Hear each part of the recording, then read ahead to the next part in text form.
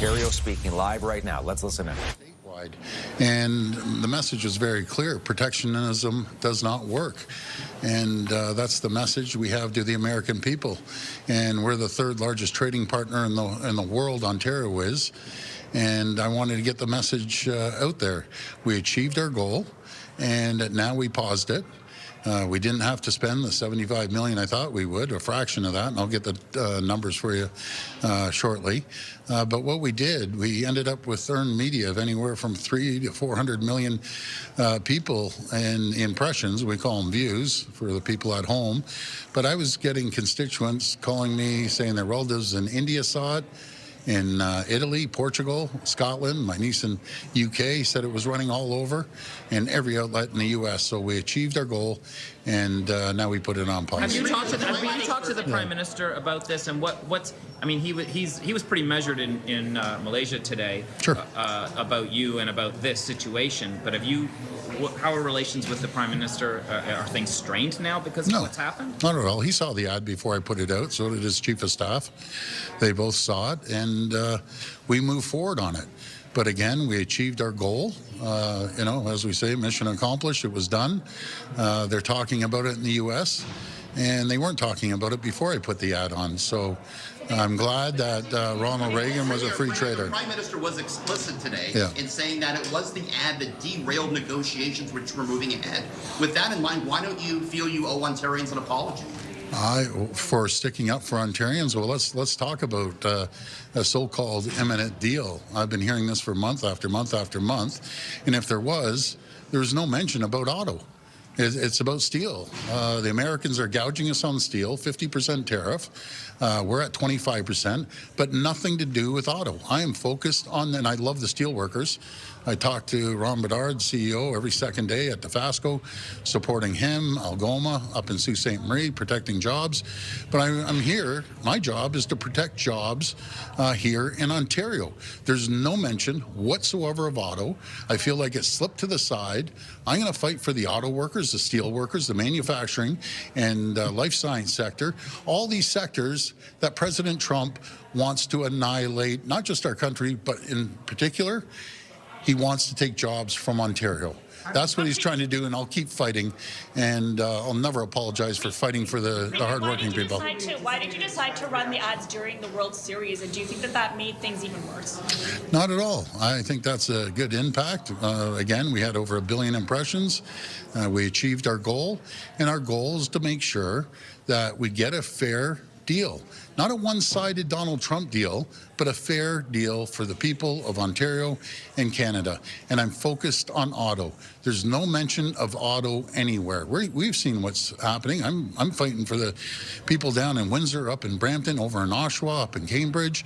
Any area that has auto, it's my job to protect those people's employment. That's what I'm doing. Did you talk to the Prime Minister about your approach of leaving the ad on for the World Series and then pulling it today? Was he supportive of that, if so? No, I'm not going to get into personal conversations that we had. He knew I was running it. I said it very clearly to everyone. I'm going to pause it on Monday, which we have. We have achieved our goal, and now let's get back to the table and sit down and have that conversation on how we're going to protect auto jobs here in Ontario. How do you get back to that? How do you get back to that? You referenced in the House that this was taking months and months. Yes. Are you frustrated with how long it's taking, and do you feel cut out from the heart of the negotiation? No, we play a critical role here in Canada. Ontario's the manufacturing powerhouse in the country, and when Ontario does well, so do all the other provinces and territories. I did have an opportunity to speak to almost every single premier. I think I have a couple in the territories I still have to reach out to. But my comments to them is, do you want to keep going? Guys, that my champion, Wab Kinew. He's 100% behind it. Another champion, Premier Eby as well. So these are the premiers, total different political stripes than I am, but we're all sticking together. And I went right across the country and spoke to every single premier. Danielle Smith doesn't like the ads, though. Well, sure enough. Yeah, well, of course, Danielle Smith doesn't like the ads because she's not getting her auto annihilated, her manufacturing, her steel, her life science sector. She has a commodity called oil that the Americans need and want.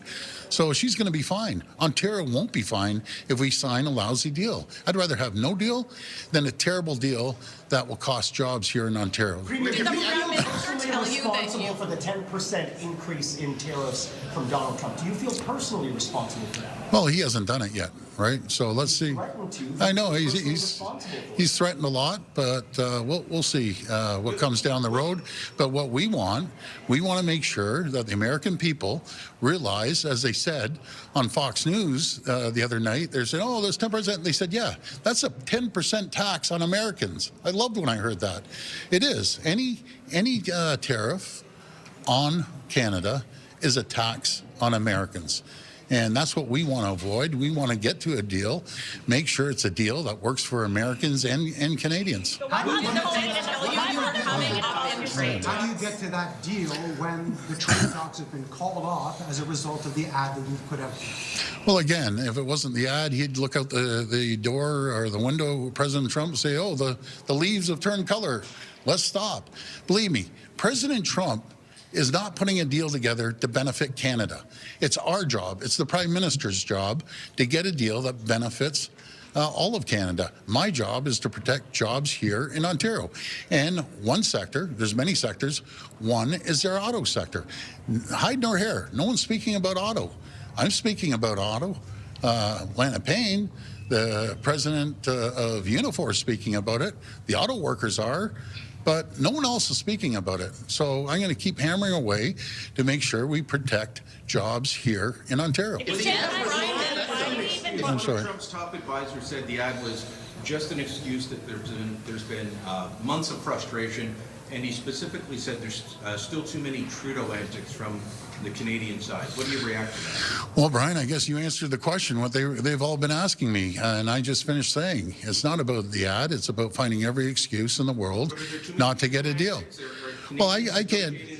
Well, I can't say what Prime Minister Carney's team is doing or saying. All I know is my job is to protect auto jobs, steel jobs, manufacturing, life science sector jobs, and every job I possibly can. But not only that, but diversify and attract new opportunities, new jobs that we've done. We've seen $70 billion of opportunities that come to our province, and we've created tens of thousands of new jobs. So I'm going to focus on that. Has the Prime Minister asked you to stop being so vocal with your opposition? No, he's never said stop being vocal. I'm there, part of Team Canada. I think we play a critical role. Ontario, I think all the premiers play a critical role on this trade deal. And I think it's time for an FMM meeting to sit down and get a little more communication off the federal government and listen to the concerns of each province. But if the ads were so effective, why did the Prime Minister ask to pull the Premier? Well, again, they're very, very effective. You can take two approaches. You can try to sit down and see what Donald Trump says and see what sort of deal we can get, which was a terrible deal, by the way. Or you can stand up and fight for what we have. Canada is an economic powerhouse. We know one thing. We know the Americans need our oil. They need our potash. They need our uranium. They need our nickel. They do need our steel. They need our aluminum. And they need the manufacturing might of Ontario. We know that. So I wouldn't ever negotiate through weakness. I'd negotiate through strength. That's what President Trump respects. He's seen the whole world roll over. I'll tell you, I'm not going to roll over. I'll never roll over from standing up for the people of Ontario. That's my job. The ads, isn't that rolling over? Isn't pulling the ads rolling over? Negotiations are now a responsibility of the federal government. Absolutely it is. That is the Prime Minister telling you to back off? No, not at all. We're in communication, and it is the responsibility of the federal government. But my responsibility is to make sure they're talking about auto. They're talking about other sectors, manufacturing sectors, and life science sector. Those are my responsibilities, and I'll never stop fighting for the people of Ontario. Did the Prime Minister tell you that you were coming up in the trade talks even before this ad came out? No, I don't remember him saying that to me, but obviously President Trump And for sure, Howard Lutnick knows about Ontario because every morning 9 million Americans wake up to produce a widget, a product, a service for Ontarians. And we've seen, the employment numbers that manufacturing jobs down in the U.S. have dropped month after month, total 78,000 jobs for 5 consecutive months. That's what tariffs do. They hurt the American people. And all you have to do is look on clips from Ronald Reagan over and over and over again. I've seen more Ronald Reagan clips than you could shake a stick at. He was a free trader.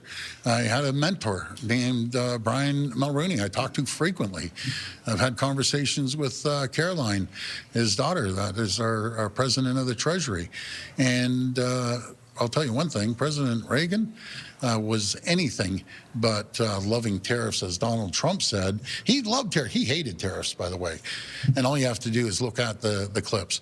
When you see the Reagan Republicans standing up for non-tariffs against the MAGA group, there's a split now in the Republican Party. And when Democrats, Reagan Democrats are standing up, there's a split. So the best ad that ever ran. I'll tell you. I feel like you misrepresented his words. I'm sorry, guys. More ads. You're gonna not do more. Well, ads? let's. We said we were going to pause it. We have achieved our goal, beyond our wildest dreams. By the way, I never thought in a million. Not yet. Not yet. How much less than? Did the Prime Minister like the ad? Like, did you get any feedback from him? Well, I'm not gonna comment on our personal conversations, and he knew they were going out there. It was a very, very strong ad. Our team did an incredible job in putting that together, and so did the ad agency. So they get the credit. Every person I showed it to, and I've showed it to a lot of governors too, no matter if it was Governor Whitmer or I was talking to Governor Walz over the weekend, or Governor Shapiro. They thought they were great ads and very productive ads. How much less than $75 million did this cost Ballpark? Richard, I'll get back to you, but it was a lot less because we were going to run ads all the way through February. Now we put it on pause. But did we get our money worth? Oh my goodness, did we get our money's worth? Any Republican senators or governors told you that they, to Brian's point, that they liked the ad? I mean, we know the Democrats liked the ad. Yeah, absolutely, they liked it. But any Republicans privately telling you? No, I haven't talked to them, but I'll tell you what they have told me. They totally disagree with the president. All 3 levels. I talked to senators, congresspeople, and governors. They all told me they totally disagree. But they're too scared of President Trump. When was the last time a Republican governor was scared of a Republican president? They're scared of ramifications, which is really, really sad. Why do you think the Ronald Reagan Foundation said it misrepresented Reagan's work? Well, that's totally inaccurate. We did our due diligence, went to a U.S. law firm, we got it vetted, and it was all part of open domain. And media folks, you understand that. Once it's said, anything I say now, it's open, so they can use whatever I say in ads. And it was very, very clearly, it was clearly President Reagan's voice, word for word. And there was many more speeches he said, especially when we're making a deal, him and Prime Minister Brian Mulroney, he said the same thing. So I encourage everyone, look up Ronald Reagan, look up tariffs with Ronald Reagan, and see what he said, because there's endless amounts of open media, unclassified, by the way. We've done our due diligence. So you're not worried about their threat to sue Ontario? No, they can do whatever they want. They aren't going to win, because it's very clear. They know it. I know it.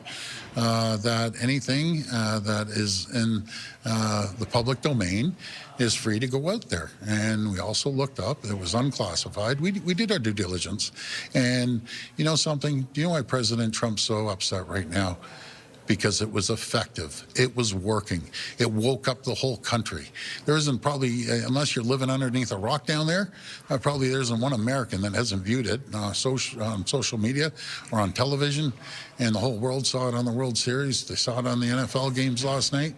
So we've achieved our goal to make sure that conversation starts with the American people and with their elected officials. And my goodness, it started all right. Premier, what do you make of their attempts to discredit you? Yesterday, Treasury Secretary Scott Bessent was on the American network Sunday morning shows, calling you, saying things like, well, everybody knows the Premier of Ontario is a hothead. So what do you say to that? No, I don't get into name calling. I don't even know who this guy is, by the way. Anyways, he can do whatever he wants. I'm focused on working with our team here in Ontario, working with all the other premiers, working alongside our federal government, and also working with our American colleagues that I speak to almost on a daily basis that totally disagree with President Trump. It does not work. Protectionism doesn't work, never has, and it won't work around the world.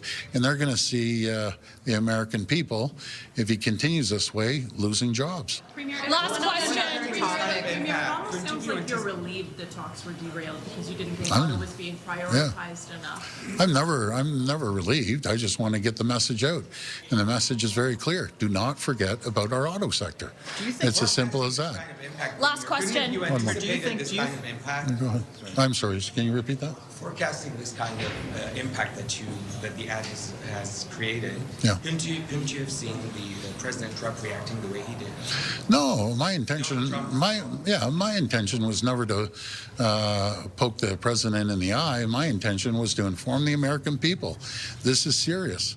And it's going to cost you jobs if we don't have a fair trade deal with your closest friend and ally, with Canada.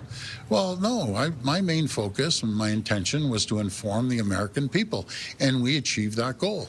And we're going to continue working hard to attract new businesses here in Ontario. Last year, we attracted 409 companies investing over $40 billion, or close to $40 billion, 39.875 to be exact, and creating 25,000 jobs. When Vic Fideli, my Minister of Economic Development, is traveling around the world, they look at Ontario as a safe haven to come and invest and prosper, because we created those climates and conditions for companies to come here. We have the talent, we have the brightest people in the world, and we're going to continue pushing Ontario's message. We're open for business. But thanks everyone for having me.